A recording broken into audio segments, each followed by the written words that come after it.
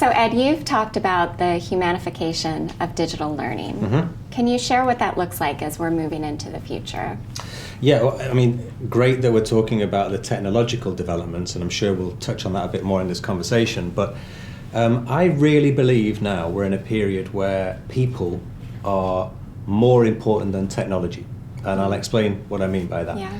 We're seeing a huge amount of investment. So if you imagine the LPI monitors the challenges in learning and development, but also some key developments, and we have clever ways to do this. One of the things that has come out of nowhere is mentoring and coaching. Yeah. Now, in a world where technology is giving us access to everything at a much faster pace, that seems at odds. Yeah. Because mentoring and coaching is not a rapid solution. So obviously, if you look at our own personal lives, it's never been easier to buy something. You know, here in the UK, you can use, I think it's Tesco Whoosh, and a bar of chocolate will be with you in 5 minutes. Mm-hmm. That's right. It's incredibly convenient. But if you take that into learning, it's a different space. It's being consumerized, learning and development, but it's a different thing. It's not a commodity. So we're now seeing a really strong trend of organizations appreciating the value of people.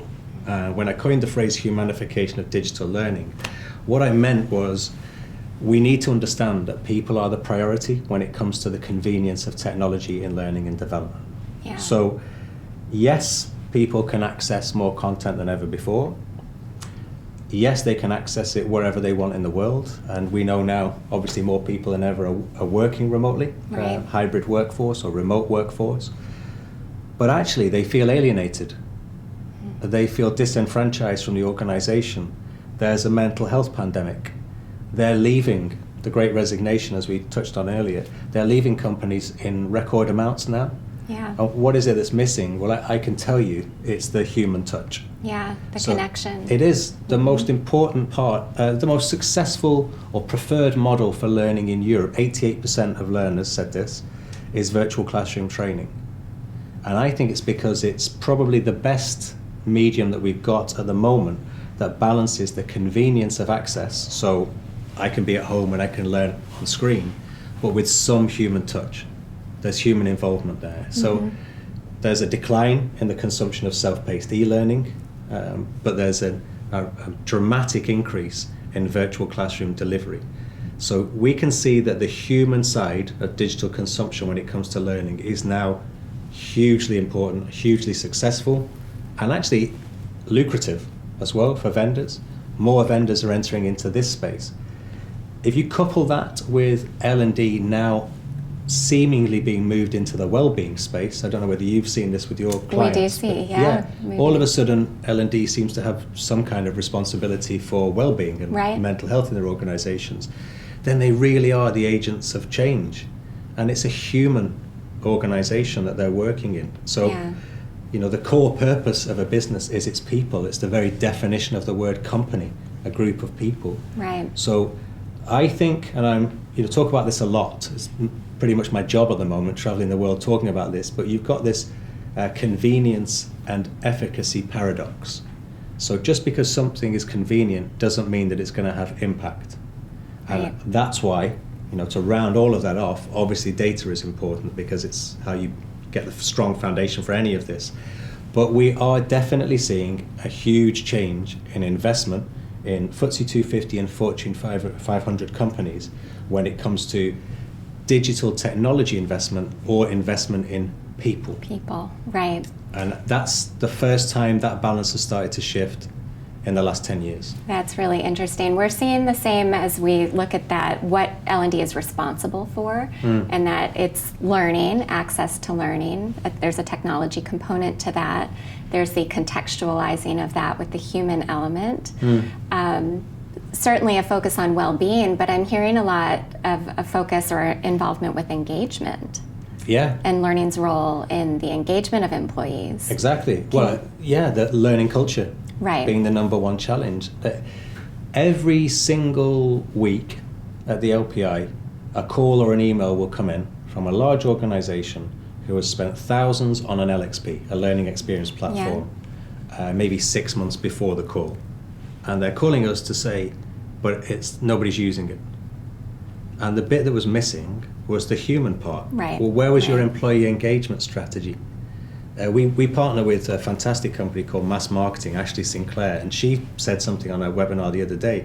Learning is not a if you build it, they will come function anymore. No. You can't just say, we are implementing this LXP, everyone, so go and have a go at it. Yeah. It needs much more than that. It needs support, mentoring, coaching, open clinics, tutoring people through it, being visible as people. And that's, I think, prior to the pandemic, that was almost mocked, really. As, don't worry about that. Technology will be solving all of that. Yeah. And now, during the pandemic, we've realized that we really want human engagement. I want to feel part of something.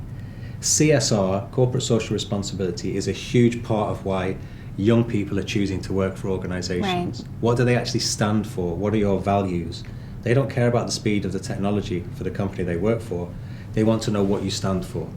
The value proposition Exactly. of an organization. Exactly, yeah. So learning is, I'm literally doing a webinar on this next week, learning is a huge part of the employee value proposition now. It's the number one reason why millennials will choose a company to work for.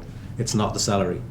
And I'm from a generation where it was definitely the salary. Right, yeah. I need to pay the rent, so it's the salary first, but it's not the same anymore. If you can get a 21-year-old to where they want to be by the time they're 30, they'll come and work for you. Mm-hmm. If you're telling them it's just a job, they'll go after 2 years. They have more freedom, more choice, more access to other companies. They will move. Yeah. So I actually am excited by this because it's great to see that top organizations, there's an organization in the States called the Business Roundtable. Yes. You will know, obviously. Very familiar. Yeah, and it's a network of the top CEOs in America. They convened, I think, in October 2019, so just prior to the pandemic.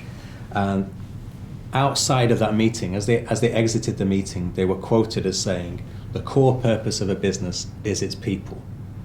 And it could have been seen as a throwaway statement. This is from people like Jeff Bezos. And easy to criticize somebody and say, "Really? Is it?" Well, Right. I'm not sure, but they said it. What was interesting is that 6 months later, probably the biggest test of that statement happened. Right. The pandemic. Okay, so all of a sudden, it's like, so prove to us that it is them. Prove to us that you care about people. And some organizations got that right. LVMH, Louis Vuitton Moet Hennessy, they got it right.